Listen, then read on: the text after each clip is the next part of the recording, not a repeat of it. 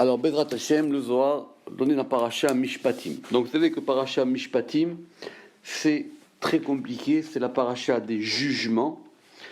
Et dans le Zohar, il y a une partie à part où on traite des Gilgulim, et qui s'appelle le Sabbat des Mishpatim. Et c'est une partie à part, en tout cas, qui est insérée dans Parasha Mishpatim, et qui explique à propos de Mishpatim tous les Gilgulim. J'ai trouvé cette semaine une meilleure traduction pour les Gilgulim. D'abord, pourquoi est-ce que les Gilgulim et Mishpatim? Juste en introduction, on en a déjà parlé, parce que Mishpatim, c'est à la fois tout ce qui peut arriver à un homme et tous les moyens de le résoudre. Mais on a l'impression que c'est purement juridique.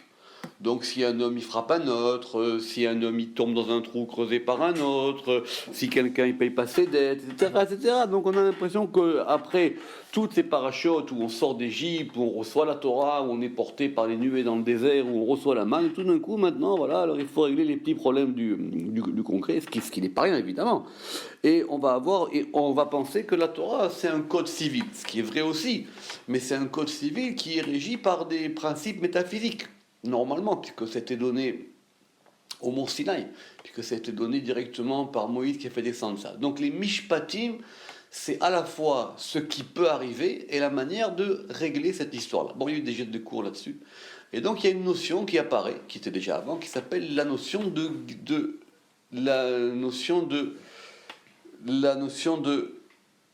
Gilgulim. Alors, un Gilgul, c'est pas une réincarnation, c'est sûr que non.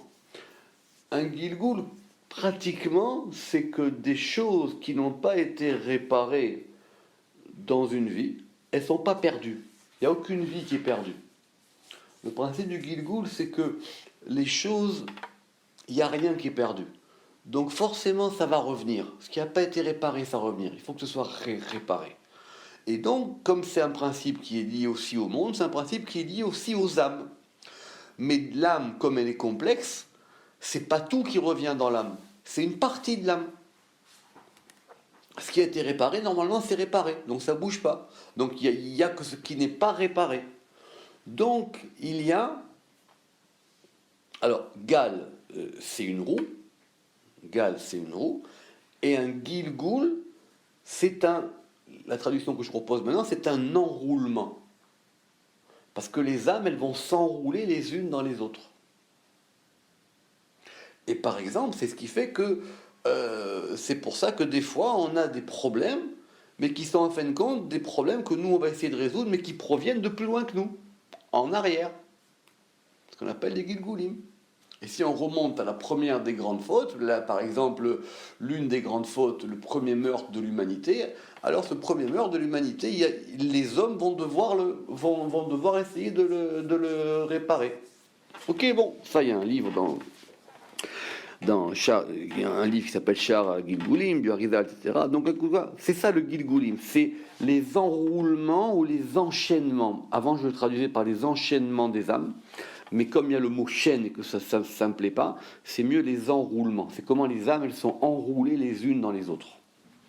Parce que si quelqu'un doit revenir pour une partie qu'il n'a pas réparée, eh ben cette partie qui n'est pas réparée, elle va se greffer ou se superposer à une âme de quelqu'un d'autre qui a déjà réparé ça, mais qui n'a pas réparé une autre partie.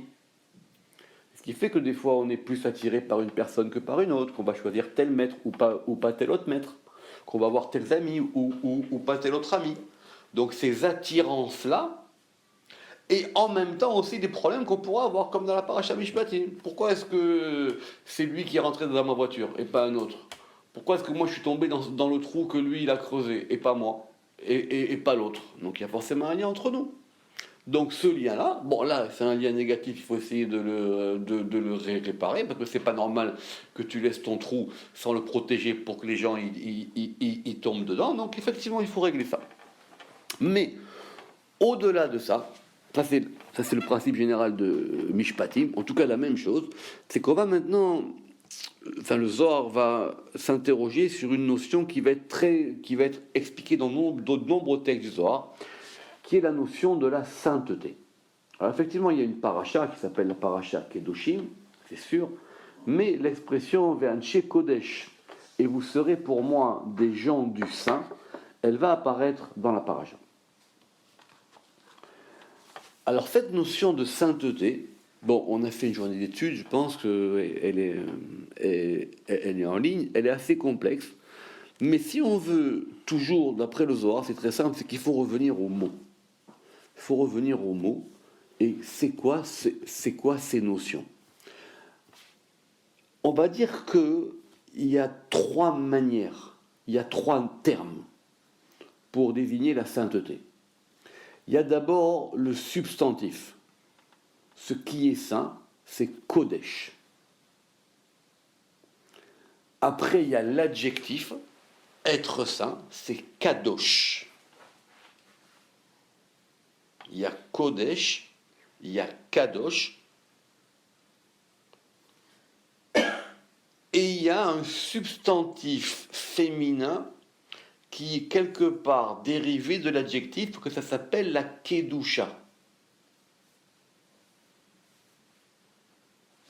Donc si vous voulez, Kodesh, qui est le substantif, qui on va considérer comme étant le degré le plus haut, il s'écrit Kuf Dalet Shin.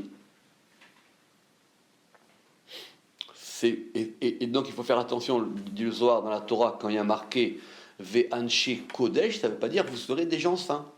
Vous serez des gens, Anche Kodesh, des gens du saint. Si on veut bien traduire, c'est comme ça. Et quand on dit Kedoshim, c'est l'adjectif. Donc il y a Kodesh, il y a Kadosh. Kadosh, c'est pareil, simplement on a inséré un vav.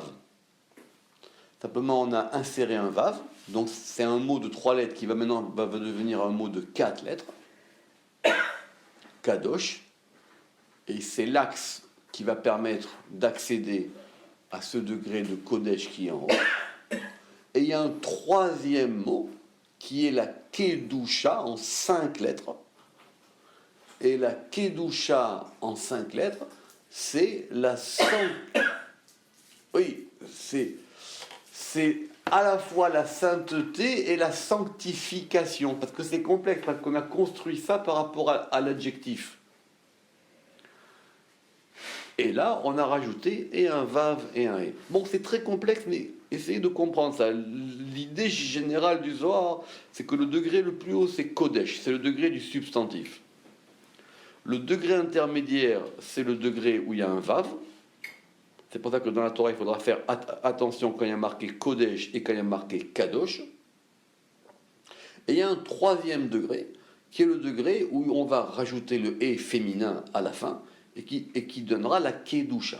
D'accord? Donc c'est un degré encore plus bas. On va dire que quelque part ça monte. Et alors, et c'est vrai que c'est une question simple. La Torah nous donne des lois. C'est vrai qu'au bout d'un moment, la Torah c'est quelque chose de concret, c'est des lois. Et en l'occurrence aujourd'hui, c'est le fait de ne pas mélanger le lait et la viande. D'accord? Donc ça c'est concret. D'accord? Et la raison générale que la Torah elle donne par rapport à ça, c'est parce qu'elle dit je veux que vous soyez saints. Parce que vous êtes des gens qui appartenaient à une catégorie qui s'appelle le saint, Anshe Kodesh. Et comme vous êtes de cette catégorie-là, il y a des choses que vous ne pouvez pas vous permettre, qui vous sont interdites. Alors, simplement, voilà, dans le cas de l'alimentation, on sait très bien que quand on mange, on introduit dans l'organisme un élément extérieur, et cet élément extérieur, il n'est pas neutre. Alors, il ne s'agit pas ici de nutrition ou de diététique, mais aussi, oui, et d'une autre manière, c'est que cette chose-là, on doit s'abstenir de les consommer par rapport à cette notion générale de sainteté. C'est ça qu'on veut essayer de comprendre. C'est un sujet vaste, on ne peut pas répondre comme ça. C'est un sujet vaste, Et on veut essayer de comprendre ça. Et ce texte du Zohar va essayer de nous expliquer un petit peu comment ça fonctionne, cette histoire, à propos de cet interdit du lait et de la viande. Il y a d'autres textes. Il y a d'autres textes dans le Mishpatim, parce que ça va être le sujet ça va venir après, je crois, c'est dans l'étude de jeudi, etc.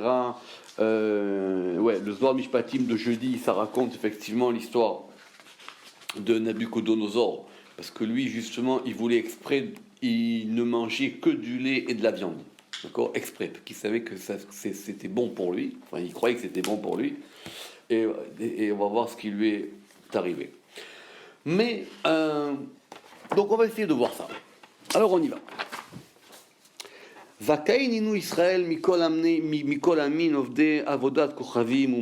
Donc il faut reprendre les choses simplement, sans s'énerver. Israël, ils ont une particularité par rapport au peuple idolâtre. Des maréoun carré à alayou, parce que leur maître il a appelé sur eux. Il dit Ubecha bachar Hashem liot lo le'am segula. Et en toi, ou par toi, Bachar a choisi, Hashem Yudke Vavke, liot lo, d'être pour lui, le'am, pour un peuple, segula. Segula, ici j'ai traduit par joyau, mais c'est pas exactement, c'est un terme très compliqué, segula, am segula. Parce que vous savez qu'en plus, en hébreu, ou en hébreu courant, quand on dit une ségoula, c'est un peu comme une formule, on ne sait pas, on dit, voilà, c'est une ségoula, si on veut avoir ça, de faire ça. D'accord ? Alors le Ramak, il explique que ségoula, c'est quelque chose qui dénote une particularité, ou qui dénote un effet, mais on ne sait pas trop comment ça marche. C'est ça une ségoula. Ça serait presque une caractéristique ou une particularité ou c'est très difficile à traduire vraiment cette histoire de ségoula. D'abord même littéralement, on dit que ségoula, alors soit on dit que ségoula c'est le joyau, ça vient un joyau. Après le Zohar il dira que ça vient aussi de ségol, c'est les fameux 3 points de la voyelle ségol, mais c'est quelque chose qui fait qu'il y a un rapport entre en bas, on fait quelque chose, ça déclenche quelque chose, mais nous, on ne connaît pas les mécanismes. C'est ça une ségoula. On ne sait pas comment ça fonctionne. Donc, cette notion de peuple choisi pour être un âme ségoula, ça veut dire qu'il y a une caractéristique. Israël, ils ont une caractéristique particulière qui fait qu'ils doivent se comporter d'une manière particulière. On a des interdits. Et Urtiv, et il est écrit Ki am kadosh ata l'Hashem Elohecha, car tu es un peuple saint pour Yudke Vavke ton Dieu, c'est ce dont je vous avais parlé. D'accord ? Cette notion de kadosh. Et en plus, et c'est très intéressant ces 3 versets, donc on a d'un côté la particularité de cette notion qui s'appelle Israël, qui est liée à la sainteté, et cette sainteté fait que Israël a une proximité particulière avec Yudke Vavke. C'est le 3e verset. Urtiv banim atem l'Hashem Elohechem. Vous êtes littéralement les fils ou les enfants de Yudke Vavke. Évidemment, le Zohar dit un enfant, c'est celui qui est le plus proche de son père. Parce qu'il y a des fois où on sera considéré comme étant des croyants, bien que dans la Torah c'est particulier, ou des fois où on sera considéré comme étant des servants, et des fois où on sera considéré comme ayant une proximité particulière. Donc il y a une proximité particulière qui est donnée par cette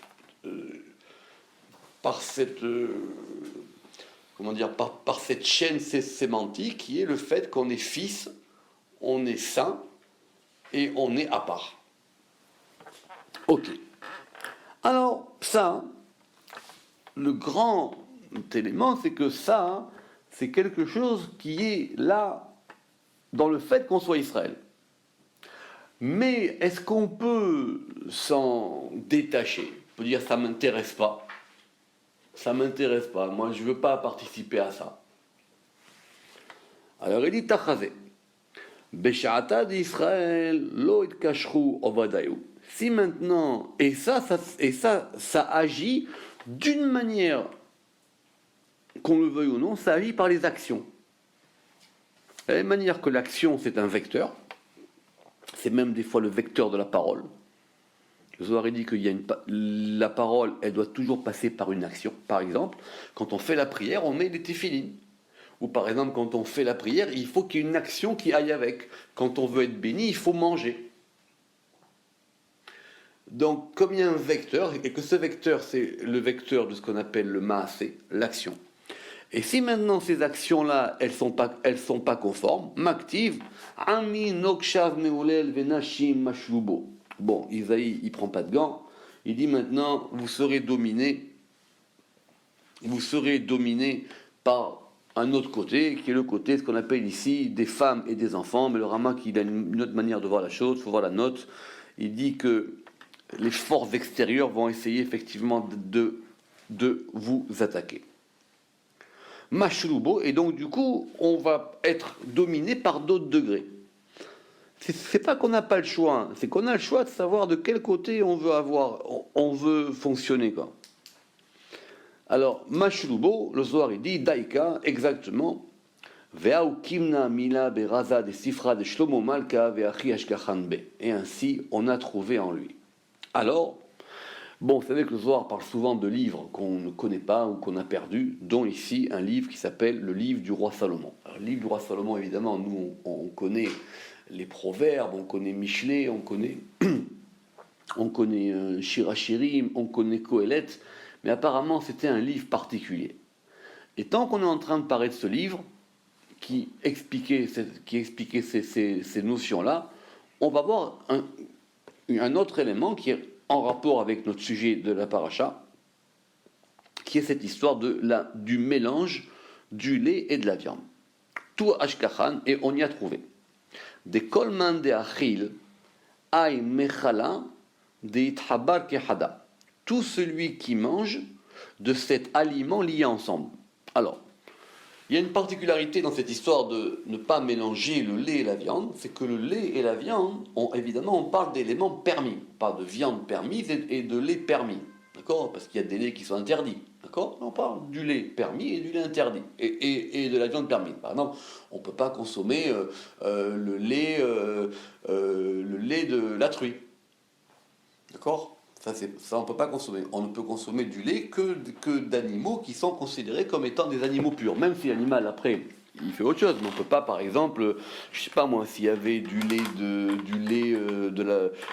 d'éléphant, ou ça, on peut pas le consommer. Mais en tout cas, voilà, il faut que l'animal il soit considéré comme étant un animal dont on peut consommer le lait. D'accord ?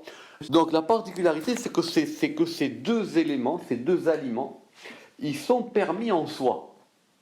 C'est simplement leur mélange qui est interdit. C'est ça qui est particulier dans l'histoire du lait et de la viande. On peut consommer du lait, on peut consommer de la viande, mais on ne peut pas les consommer ensemble.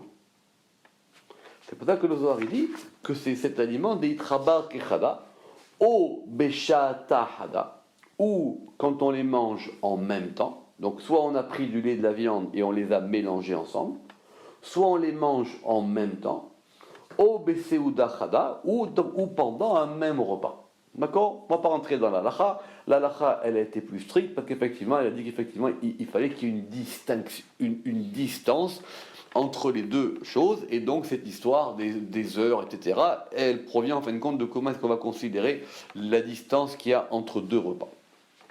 D'accord ? Bon, évidemment, après, il y a des subtilités parce que peut-être qu'on peut d'abord commencer par le lait et après par la viande. Mais en tout cas, c'est cette notion-là de les lier ensemble. Alors, c'est le Zohar. Le Zohar, il dit que ce mélange-là, du lait et de la viande, il va provoquer quelque chose. Alors, n'ayez pas peur. Arba'in yomin itchavian gada mekula biklipoy. Alors, il y a d'abord un principe qui n'est pas que dans le Zohar, qui est aussi dans le Talmud, que quand quelqu'un il fait une faute, ou quelque chose de grave, ou quelque chose qui va l'atteindre, ça dure 40 jours. Alors, c'est pas tout le temps 40 jours, mais 40 jours, c'est l'une de ces périodes qui est souvent retenue. Et donc, pendant 40 jours, il y a un chevreau armé. Alors, c'est très compliqué ce mot-là de Gadia. Bon, Gadia, tout le monde connaît, c'est comme Nachat Gadia dans la Haggadah. Mais il est Mekulsai Beklipoy. Alors, Amakeli, ça veut dire qu'il est pris dans les forces de rigueur. Les Gabé Inun Delaila, pour ceux d'en haut. Vesiata Masava Mitarvin Beade, et sa cohorte ou son aide impure s'approche avec lui. Donc ça va déclencher des forces impures. C'est comme ça que la Torah décrit ça. D'ailleurs, c'est pas forcément ici le mot impur n'est pas spécifié. Ici, c'est plutôt le fait que ce sont des choses qui vont amener de la rigueur, qui vont amener des forces qui sont du mauvais côté. Vegarim le'atra dinin be'alma, et il va entraîner l'éveil de la rigueur dans le monde. Dinin de la kadishin. Alors, il y a des mauvaises rigueurs et des bonnes rigueurs, et là, ce sont des rigueurs qui ne sont pas saintes. Pourquoi ? Dans cette chose-là, du mélange du lait et de la viande. Et ça va provoquer cette chose-là. Ve'iolid bar be'inun yomin. Et si maintenant, alors, vous savez que le Rama qui ramène que cette notion des 40 jours, c'est pour ça que Moïse, il a fallu qu'il soit 40 jours sur le mont Sinaï, c'est pour ça que quelqu'un qui est puni, c'est par rapport à un degré de 40, quelqu'un qui est mis quelqu'un qui a un problème, qui est isolé, c'est pendant 40 jours. Et si maintenant, pendant ces 40 jours-là, il va être sous l'influence de ces forces extérieures et qui sont du mauvais côté. Et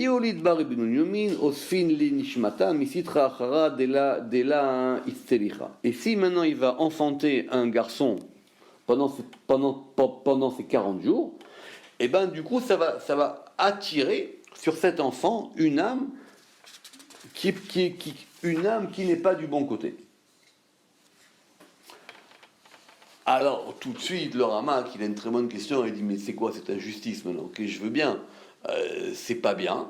Ok, le Zohar, au lieu de dire comme le Pshat, ce sont des choses auxquelles on n'a pas d'explication, c'est comme ça, c'est des décrets, c'est des choses, il n'y a pas à discuter, c'est comme ça, la Torah n'a pas donné de raison, c'est ce qu'on appelle des choukim. D'après le Zohar, la notion de choukim n'existe pas. Tant qu'on peut comprendre, on peut comprendre comment ça fonctionne. Donc le Zohar nous donne une explication un peu particulière. Il dit, mais de là, tu vas me dire que si maintenant, ça va affecter même ses enfants. Alors le Zohar dit non. Le Rama qui dit que ça, c'est un principe général. De toutes les manières, cet enfant, il sera comme il sera. Mais ce sera à lui de réparer cette chose-là. C'est pas quelque chose qui est sur lui tout le temps. Ça répare à cette chose-là. Mais ça, c'est facile à comprendre. C'est à lui. C'est la note 12. On habille son enfant d'une âme extérieure pour le faire fauter.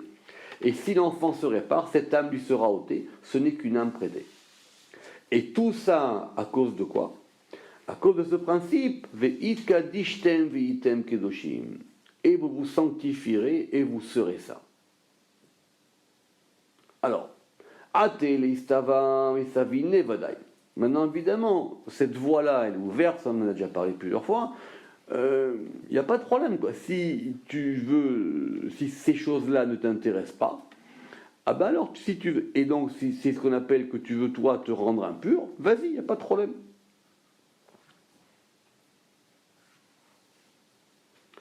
Atelistava, mais ça vient vadaï. Dirtiv, comme il est écrit, venitmetem bam.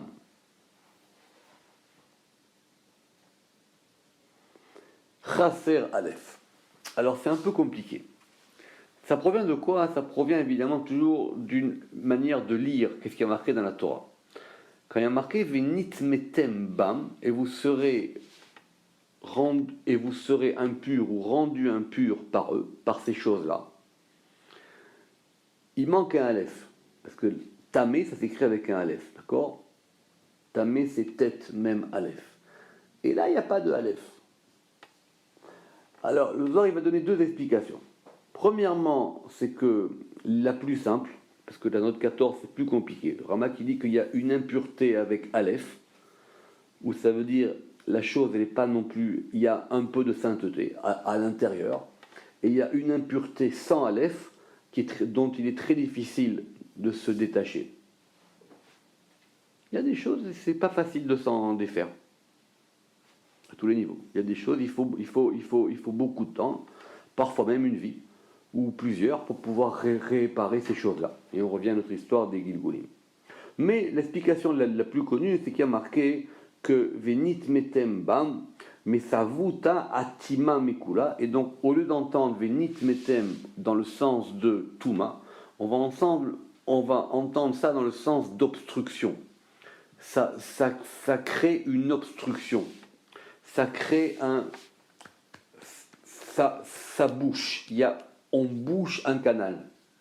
Il y a un canal qui est bouché. Il y a un flux qui passe plus. Pourquoi? Des lettres échouent les idakari qui charzinin les mesavuta des mitkaim. Parce que cette obstruction-là, on ne peut pas s'en débarrasser comme des autres obstructions dont on peut se purifier.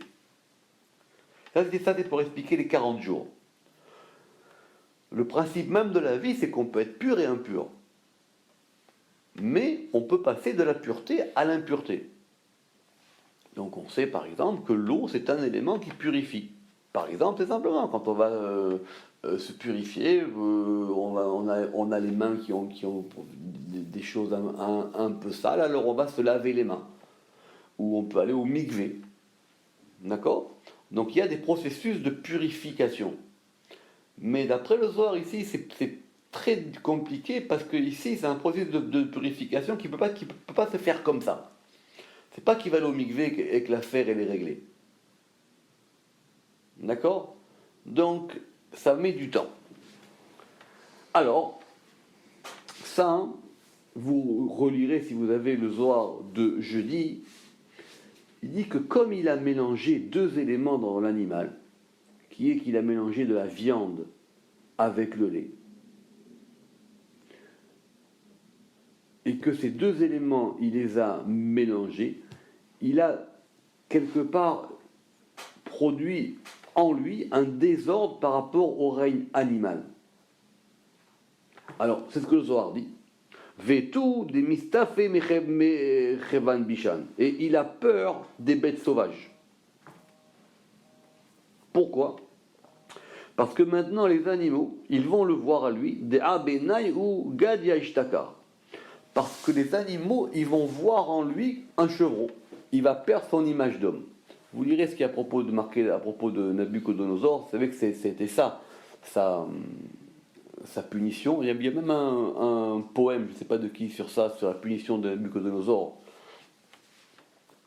Et Nabucodonosor, il a été puni en étant transformé en animal.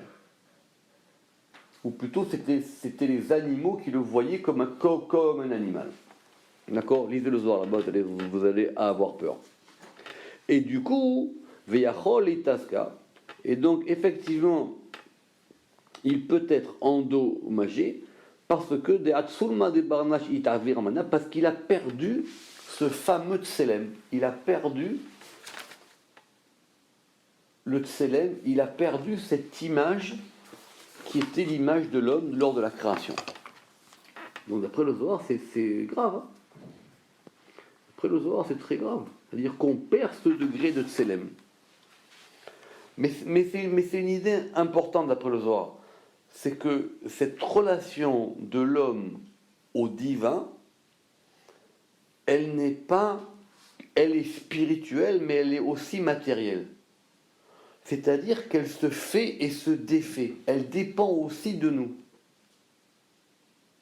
C'est pas une abstraction psychologique ou une abstraction spirituelle ou méditative. Elle passe aussi par le corps et par le monde. Et donc là, en faisant ça, il le perd. Il peut le récupérer. Il peut le récupérer. Mais le Zohar va nous poser des questions plus fines. Il dit, mais attention, Habibi, très bien. Mais ça, hein, vous savez que la Torah, elle a dit, Lote Bachel Gedi Bechalevimo, tu ne cuiras pas le chevreau dans le lait de sa mère. D'accord? Bon. Les rabbins, ils ont interprété, c'est à la fois interdit de les cuire ensemble, à la fois interdit de les manger ensemble, parce que c'est marqué 3 fois, etc. Mais, il dit, et ça c'est intéressant pour ceux qui s'intéressent à l'histoire du Zohar, Amar Rabbi Issa, il a dit, Sharel Michal et Tanegola Bigvina ou Bechalva. Ça ne concerne pas les volatiles. Ça ne concerne pas la volaille. D'accord? Il y a une Gemara connue sur ça, dans Shabbat, dans Milad et Rabbi Eliezer, où effectivement il y avait des gens que la coutume d'interdire ça à la volaille et au lait, elle est venue plus tard. D'accord? Pourquoi? Parce que la Torah, elle a dit Bechalev imo, dans le lait de sa mère. Donc il faut que ce soit un animal qui produise du lait. Que tu as dit? Chelev, chalav, c'est le lait. Bechalav imo. Mais là-bas, c'est marqué Bechalev imo, parce que bon, le patar, il a sauté, peu importe. Mais Bechalev imo, l'oteva shel gidi, tu ne cuiras pas le chevreau dans le lait de sa mère. Donc halava, non, c'est du lait. Oui, bien sûr, oui. Parce qu'il y a écrit du beurre en français. Non, parce qu'il y a les deux. Il y a marqué gvina ou chalava. Oui, du fromage ou du lait. Oui, ou du fromage ou du lait. Ça dépend. Oui. On peut dire les deux. Faut que je vois. D'accord? Alors c'est intéressant parce que ça veut dire que d'après la Torah, ce qu'on a dit ici, ça fonctionne dans ce principe où on fait cuire la viande dans le lait de la mère. D'accord? Très bien. On a considéré, ça c'est l'interdit, on va dire, thoraïque, c'est-à-dire l'interdit le plus fort. Alors, première extension, c'est si c'est du lait d'une autre mère. Si par exemple je cuis un chevreau dans le lait d'une autre vache. D'accord? Apparemment, c'est considéré comme une extension. Quelque part, c'est comme si on cassait le lien. C'est compliqué. C'est de la viande et on la fait cuire dans le principe de la nourriture matricielle. Et ça, c'est pas bon. Mais en tout cas, ce qui est sûr, toutes les extensions qu'on peut faire, elles ne peuvent pas aller d'après la Torah pour le simple fait d'interdire le lait et la viande en général. Donc, le poulet, vous pouvez faire ce que vous voulez, il n'a pas de mère il a pas de mère qui a du lait. D'accord? Et donc il y a un exemple là-bas dans la Gemara, pour ceux qui connaissent, dans Shabbat, dans Pirkei de Rabbi Eliezer, où un rabbin, parce que là-bas on parle des communautés qui avaient gardé des coutumes particulières, et il y avait une communauté qui avait gardé la coutume de manger du lait avec de la viande. Et donc il y a un rabbin qui était là-bas, et lui, chez lui, on ne mangeait pas ça, et on lui a servi de la tête d'oie au lait. Pareil, c'était un mets succulent, d'accord? Il y avait des têtes d'oie qui étaient macérées et cuites dans du lait. D'accord? Alors il ne sait pas quoi faire, est-ce qu'il peut manger, pas manger, etc. etc. D'accord? Pourquoi c'est cette objection? C'est-à-dire, à la fois on veut comprendre l'interdit, et à la fois on veut effectivement savoir comment ça fonctionne, quoi. On veut le préciser. Étant entendu que bien sûr, même si c'est un interdit d'ordre rabbinique, ça veut dire qu'il est moins fort, qu'il a moins d'intensité qu'un interdit de la Torah, évidemment que c'est interdit, on ne va pas faire ça, quoi. Dire, bon, il y a du temps du Talmud, il y avait des gens qui le faisaient, aujourd'hui on ne le fait plus. Mais écoutez la réponse de Rabbi Shimon. Amar Rabbi Shimon, asir lach. Et tu sais quoi, hein, c'est permis, mais pour toi non. C'est interdit pour toi. Pourquoi? Delaya ivinish pitra lezinin bishin. Parce que n'ouvre pas, ne donne pas une ouverture aux mauvaises espèces. Il y a un principe de précaution. Ce principe de précaution, il fait que il faut te préserver de ça. Préserve-toi de ça. Ne t'en approche pas.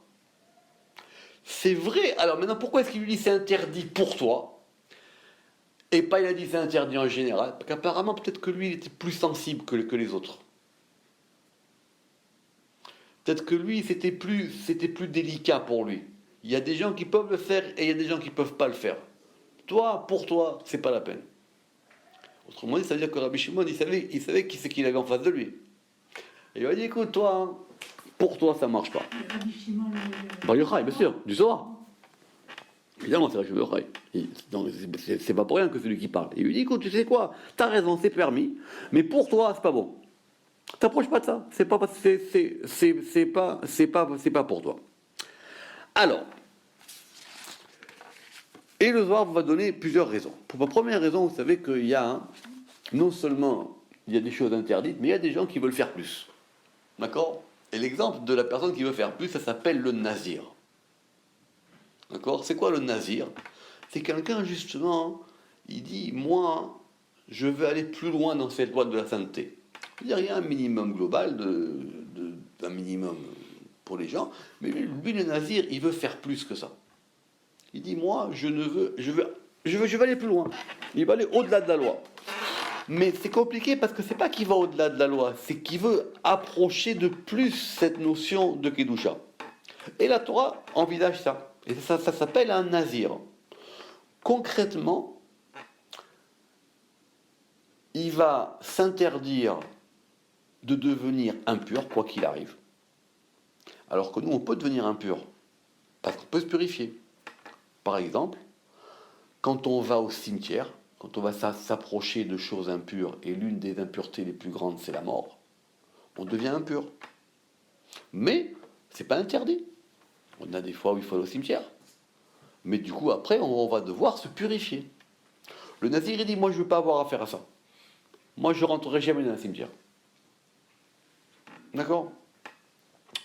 Deuxième élément, c'est compliqué les lois du nazir. Deuxième élément, il ne veut pas consommer d'alcool. D'accord? Parce que le vin, c'est de la gvoura. Et le vin, c'est pour ça qu'on fait un kidouche dessus, parce qu'on a besoin de le sanctifier pour le boire. Le vin. Donc, il s'interdit le vin. Et troisième élément, il ne veut pas se couper les cheveux.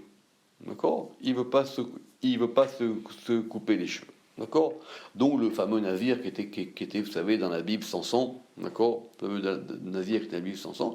Mais c'est quelqu'un qui a une démarche. C'est assez compliqué parce que est-ce qu'il a le droit? Est-ce qu'il n'a pas le droit? Est-ce que c'est une faute? Est-ce que c'est pas une faute?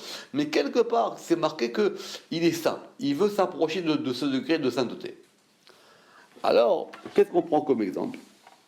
Il dit que c'est une Gemara qui dit, écoute, tu as choisi d'être nazir, très bien.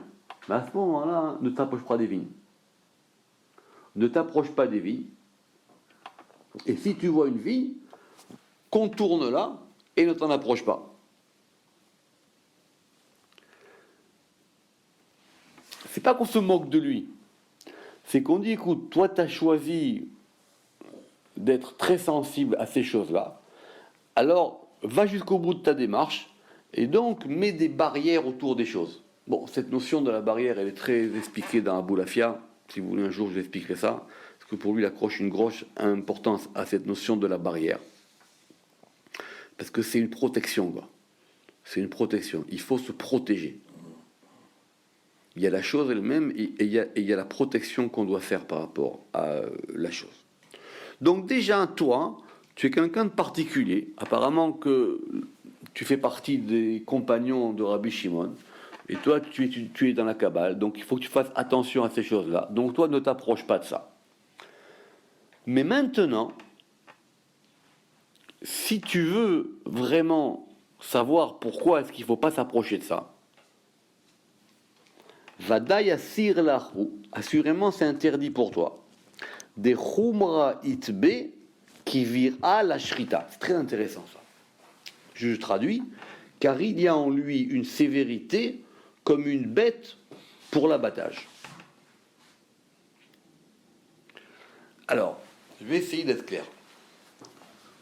Nous, on avait compris que l'interdit fondamental, celui qui a le plus de puissance, il est quand on va mélanger la viande avec le lait de la mer. Quelque part, on va faire cuire cette viande qui est morte dans le principe qui a donné la vie aux enfants de cet animal. D'accord ? Il faut toujours revenir au verset. Cet animal, il a donné du lait. Ce lait, c'est pour nourrir ses enfants. Et toi, tu es assez tordu pour faire cuire cet animal dans le lait de sa mère. Comme si tu voulais à tout prix détruire tout le cycle. Ça, c'est l'interdit de la Torah. C'est l'interdit le plus fort possible. Parce qu'on touche à quelque chose que, d'après le Zohar, il a dit, c'est pas bon du tout. Très bien. Alors maintenant, tu m'as dit, ok, maintenant, le poulet, c'est un poulet, maintenant, le poulet, si le poulet, je veux le faire cuire dans du lait de chèvre, il n'y a pas de problème maintenant. C'est quoi ? C'est de la viande et du lait. Donc, je ne suis pas concerné par ça. Elle dit, oui, très bien, mais toi, fais attention. Je vais te donner une vraie raison. C'est que dans les deux cas, ce sont des animaux qui ont été abattus.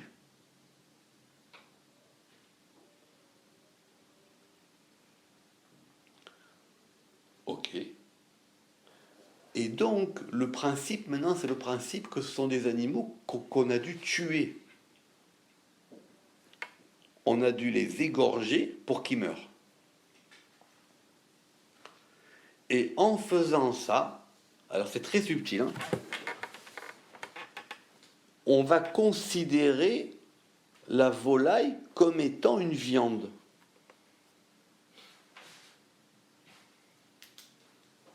C'est retenu dans la halakha, cette objection. Exemple, le poisson, de ce point de vue-là, c'est pas une viande. Parce qu'on n'a pas besoin de l'égorger. C'est pour ça que le poisson est considéré.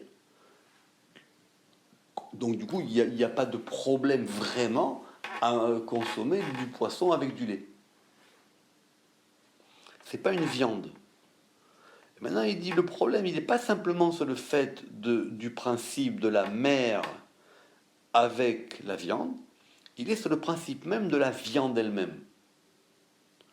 Or, le point commun qu'il y a entre ton poulet et ton chevreau, c'est que les deux, pour les tuer, il faut les égorger. Très fort cet argument du Zohar. Et donc, ça fait qu'on va considérer, évidemment, c'est pas aussi fort que ce que la Torah interdit. C'est beaucoup moins fort en termes d'intensité. Mais on va considérer donc que cette viande-là, comme elle a été tuée, on ne peut pas la manger avec du lait.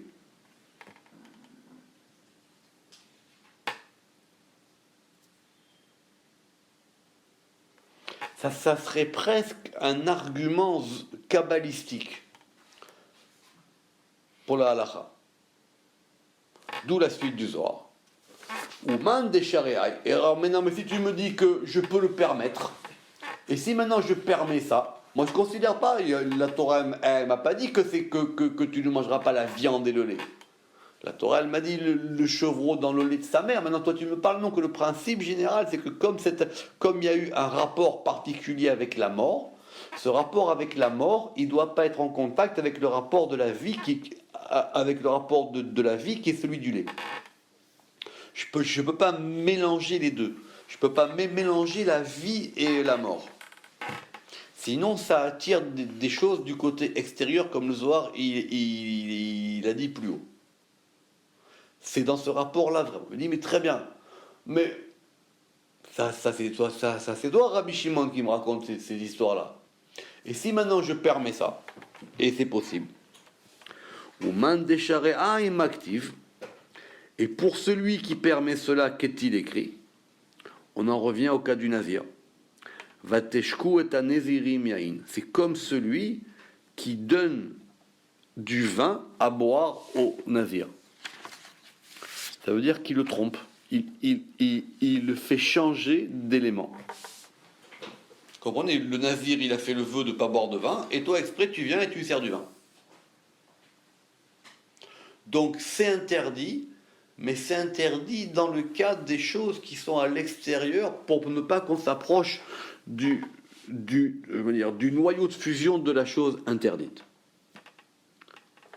Man de sharia, et le Zohar il revient, celui qui permet cela, on revient, exactement, celui qui permet cela, que man de sharia, c'est comme s'il permettait cela. Si tu me permets ça, permets-moi l'autre. D'après le Zohar, le véritable problème, il est le problème entre l'égorgement et le lait. C'est pas forcément sur le fait que ça remonte par l'animal ou pas. Pourquoi? Parce qu'il y a un principe qui s'appelle la toeva. Urtiv lo tochal kol toeva. Tu ne mangeras pas toute abomination. Le Harizal y ramène qu'il y a une Mara qui dit que ça veut dire quoi toeva? Parce que toeva c'est un terme fort dans la Torah, c'est un terme très dur. C'est un terme qui va revenir pour des interdits très graves. D'accord? Toeva. Toeva c'est le degré le plus haut. On traduit par abomination, mais ça serait on pourrait même traduire par toute abjection. C'est abject. D'accord? Toute abjection. Le Harizal y ramène une Mara qui dit que toeva, ça veut dire to'e ba. Il s'est trompé bas en elle. Il s'est trompé dans le principe du féminin. Ça veut dire quoi? Allez voir dans la Harizal là-bas de quoi ça parle. C'est dans Char à Kavanot. Mais il dit que c'est une erreur fondamentale qu'on fait par rapport au féminin. C'est ça la to'eva. Et si vous prenez dans la Torah toutes les fois où il y a marqué to'eva, et tous les interdits particuliers, y compris certains interdits sexuels, il dit qu'à chaque fois, c'est une erreur fondamentale qu'on fait par rapport au principe du féminin. To'eva. To'eba. Il se trompe en elle. Il se trompe dans le et. To'e-be. Il se trompe dans lui. Dans ce degré-là. Et ça, si on a conscience qu'il y a un rapport entre le monde d'en haut et le monde d'en bas, qu'il y a des flux, on n'a pas droit à toucher à ces choses-là. Et le Zohar, il va terminer en disant que dans le verset, il y a marqué « kol », toutes, « le'achla la kula », c'est-à-dire pour totaliser tout, pour inclure toute interdiction. Même si elle n'est qu'une limite supplémentaire à la loi stricte, de tout cela, vous ne mangerez pas. L'otochal kol toeva. Mais toeva, c'est pas simplement sur des interdits alimentaires dans la Torah. C'est aussi sur d'autres types d'interdits. Ça veut dire que à ça, il ne faut pas toucher à ça. Parce que ça correspond à un ordre métaphysique que le Zohar va nous expliquer. Baruch Adonai Leolam, Amen ve Amen.